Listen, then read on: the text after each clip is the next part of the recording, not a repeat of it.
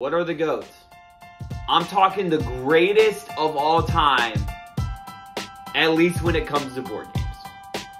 That's what we're going to be discussing today in my top games of all time. The greatest games ever, at least according to me, at this time, April 2023. That's what we're talking about. My top 30 games as of this moment. I made a list almost 2 years ago, filmed it a while back, and this is my updated list. I've played a lot more games since, and some games I've known and grown to appreciate and love even more. And some, let's be honest, they've fallen off. And so this is my updated list. I hope you enjoy the video, whether you are a massive board game nerd like me, which according to YouTube statistics, most of you guys are. Shout out. Or if you're just casually looking to pick up a few new game recommendations and you are just getting into the hobby, this is a board game channel for you. So hope you enjoy. Welcome to Table Talk. Let's get to my top 30 games of all time. First game, I'm not going to lie, guys, is dope. It is my 31 honorable mention, just missing the cut, and it is a game called Everdale. I've been playing it a ton with my wife, and it is in this animal critter world. Badgers are running freaking bakeries and mouses have swords. It's dope. It's this fantasy animal world, and you're trying to build the best city with the best critters and constructions, buildings, most points wins. And what's super cool is as you place out your animal workers, you get more cards and resources. Is at the beginning of the game, you're like, bro, we're not even having enough berries and sticks for spring, let alone winter. But by the end of the game, you have so many workers and resources, and you build this awesome city. You're busting out the seams. You barely got room for any more workers, and it is sweet. And what I love about this game, too, is it's pretty strategic, but everything kind of makes sense, and you love building up your unique city each time. I taught this to my wife without even telling her the rules. But we kind of just walked through it, and anytime she would ask about something, I explained. So this game you can really play and just pick up as you go with a lot of strategy and depth, but pretty simple and incredible production and art. Probably my favorite board game art. It reminds me of Rescuer, Secret of Nim, Land Before Time, Redwall, Watership Down, any fantasy animal critter world. If that sounds like your jam, check it out. My 31, Everdale. My 30 favorite game of all time is actually a series of games, and actually multiple series of games. And it is my number 30. Just any escape room game is at my number 30. My favorites are the exit and the unlocks, but really anything like escape room in a box, escape room the game. I love these games because I love escape rooms. Admittedly, I'm trash at them, but I love them. And so what's great about these games is you open up the box, you got puzzles and riddles and all of this stuff. And instead of paying like 30 bucks a person, 120 for like 4 people to go in an actual escape room, you can pay like $7 for everyone and play an escape room game. Unlock sells in packs of 3 for like 25 bucks and exits like 10 bucks. And they are just awesome, fun experiences. Running an hour or two, you're running puzzles and clues. Exit, you actually get to take out the components and cut and destroy and like fold, which is awesome, and that's why I think they're the best ones, but sadly you can't replay them, and they're a little more expensive. So if you want that replayability, Unlock is just cards in an app. And the first ones were like decent, but the later ones have really used the app. So like you'll be going James Bond, you'll use the phone for like X-ray goggles, and Exit, you'll be like folding pyramid tombs, and I don't even know, who knows what. I'm usually not the one solving them. But if you're with a couple or friends, it's a great time. We've done it. I mean, we've literally been at like a brewery or a restaurant, and we'll just pull out an escape room. We're like freaking folding triangles while enjoying some burgers and fries. And so this game, you can really play anywhere. Check any of those out if you want a couples activity or even friends. Any of the Exit, Unlock, or escape room games. Number 29 is a favorite of mine. If you grew up anywhere in the Midwest, you probably were forced to play trick-taking games growing up, like euchre, spades, hearts, bourrée, any of that, John, where you like throw down a heart and everyone else has to play a heart. But what I love about this game, Skull King from Grandpa Beck, is it is one of those trick-taking games, but what's sweet is you're playing on your own competitively. But if you get like a trash hand of cards at the beginning of each round, you bet and you like say yo ho ho. It's dumb, but it's kind of dope. Yo ho, and then you throw how many tricks you think you're going to win.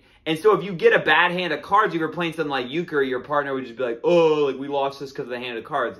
So I don't always love those games. But Skull King, you can just bet that you'll win 0 tricks or just 1. Or if you have an insane card, you can risk it and bet that you'll win like 7 tricks. And so it's this trick-taking game. It's got a fun pirate theme. You're literally shouting yo-ho-ho. I have been in restaurants, slamming my fist on the table, yo-ho-ho, throwing some parrot cards. And it's just a lot of fun. That is a game. Skull King, my 29. A fun game, simple, but there's other games, a little more depth and a little more fun. So far, we've had 3 games new to the list, but this game is a classic. I played from many years ago, still play to this day. Kind of 3 games, but my favorite of all of them is the Resistance Avalon. I'm also going to toss in the original Resistance, which is the same as Avalon. The Resistance has a sci-fi spy theme, and the Resistance Avalon has King Arthur, Monty Python theme, so kind of pick what you want. Avalon has a few extra optional player powers. I'd go for that one. And I also tossed in Secret Hitler, which, you know, the title's the title. But it is a very similar game, works a little different. And so either of those games are just very simple social deduction games where everyone has a hidden role. Usually a third of the group is bad, 2/3 is good. No one knows who anyone is, and you're passing quests or votes and trying to either have the quest go good or bad, depending on your team, and blend in if you're one of the bad guys and just confused. And these games I love because accusations are just flying, moments happen, stories happen, and they are so simple but so fun. They don't always go the best with very introverted, shy, or reserved people. It depends on the person. But it leads to, if everyone in the mood, just like insane moments. I had my, at the time, fiance screaming at one of my friends the first time they had met each other. And they're just screaming where there's this character, Merlin, and they're like, I'm Merlin, and then stands up, I'm Merlin, and just moments like that, chaotic alliances, betrayals, backstabs, all happen in just simple social deduction games. This game is down from 17 just because there are other games that add a little more complexity or depth to social deduction, but this is just simple social deduction at its finest, and that's why it is still on my list. Resistance Avalon from Indie Board and Cards, or Secret Hitler from I honestly don't know the company. My number 27 favorite game of all time is so simple, and it's a party game, and it looks stupid and childish, but it is so fun, and you can literally play with anyone. You could play with a brick. That's how simple and easy this game is. And that is Herd Mentality from my favorite party game publisher, Big Potato. And herd mentality is so simple. You're just trying to fit in with the herd mentality and not get a giant pink cow and win. And all it is each round someone reads a question, everyone writes down the answer, and if you're in the majority, you get a point. If you're the minority opinion, you do not. So you're just trying to figure out, what would everyone say with this question? And beyond anything, this game just leads to awesome table talk. It's really easy to get to know friends. Or if everyone's close, you can make up your own questions, which we love doing. And it leads to hilarious moments there, too. And if you're the only person in the minority, you get the pink cow. It's dreaded. So we'll have moments, people are like so excited and we'll like throw the pink cow at whoever gets it, just to get rid of a squishy pink cow. And so this game, check it out. If you just want a simple party game, herd mentality. My number 26, all the way down from 11 last year, because I love this game, but it's a little more complex than most of the games I play, and it can go a little long, and it kind of needs a specific player count amount, but I still love it. It brings Walking Dead, Last of Us vibes, and that's Dead of Winter, where you are survivors in a zombie colony just trying to make it out of the scenario. There's different scenarios. Maybe you're collecting food, fire, whatever it may be, but all of you guys have secret agendas. So as you take your actions, take supplies, and defeat zombies, sometimes you're not going to make the most optimal moves. And it'll take the rest of the colony to think, are you the traitor, or are you just a bad game player? Or are you just being selfish? And so it leads to awesome moments, incredible stories, emergent storytelling where maybe not even the game telling you the story, but moments just happen where you're like a homeless mall Santa just hoarding food. And everyone's like, why? And you're like, don't worry about it. And then eventually you get executed out of camp, and it turns out you were good the whole time. Not that that's ever happened to me, but that is a great game from Plaid Hat, Dead of Winter. Number 25, new to the list, is just gambling at its simplest and finest. My boy Tom Vassell loves it, and that is Ready, Set, Bet. This game is literally horses are racing in real time, and you're throwing bets. You'll get some player powers, and there'll be some special bets, but that's pretty much the game, which I love.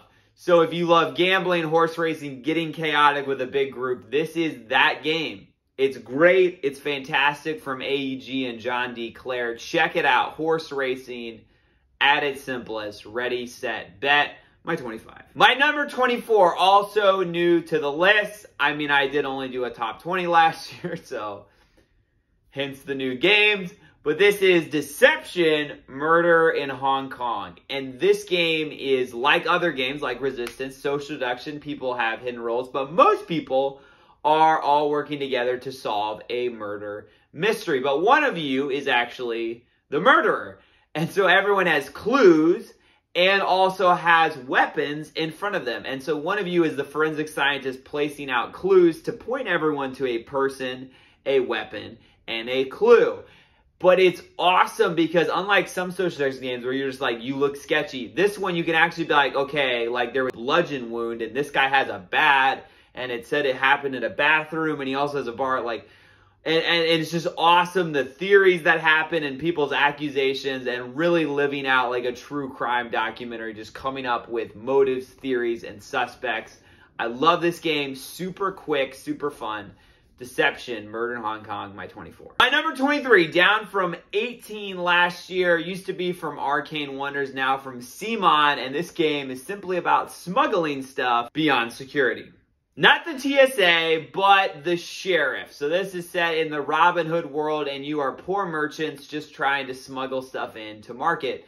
But sometimes smuggling wine and crossbows, when you tell the sheriff, you're just smuggling in cheese and bread. And this game is just you put stuff in a sack, tell the sheriff it's one thing, and they gotta call you on their bluff or not. The sheriff switches every round, and you can offer them bribes, future favors, or just straight up lie. And it leads to tense moments, hilarious negotiations, and I have seen people screaming and asking what's in the bag before violently opening and realizing they were wrong. This game leads to awesome moments, fun table talk. That is 23, Sheriff of Night. At number 22, down from 9 last year, this game holds a special place in my heart, but it is a little dated, and that is one of the first cooperative games set in the Monty Python universe, Shadows over Camelot. This is where you are Knights of the Round Table cooperatively trying to accomplish tasks by laying down poker hands of special night cards. But evil forces will be advancing, including a dragon, neighboring countries trying to war, and the Black Knight.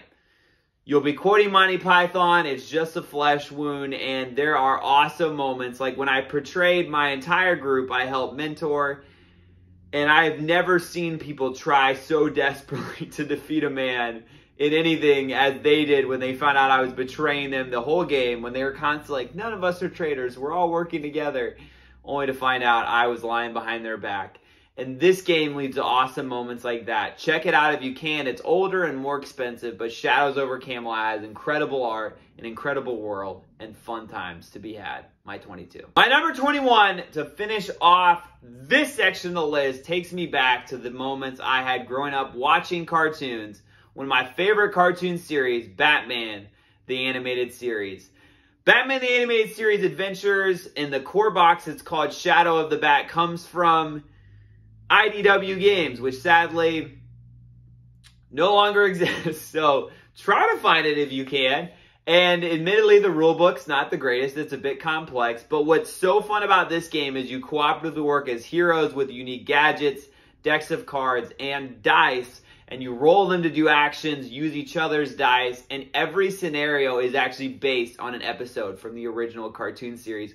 You'll face off against Mr. Freeze, Joker, Penguin, and all the other crews, and it's just so fun going around these awesome locations from Gotham City, reliving the moments from the TV show. There was one time we were like trapped in an ice cave with polar bears. We're just punching them, beating them senseless, trying to just get a clue to lead us back to Mr. Freeze. And other awesome episodes like that are recreated in this game. If you can find it, check it out. A little more complex.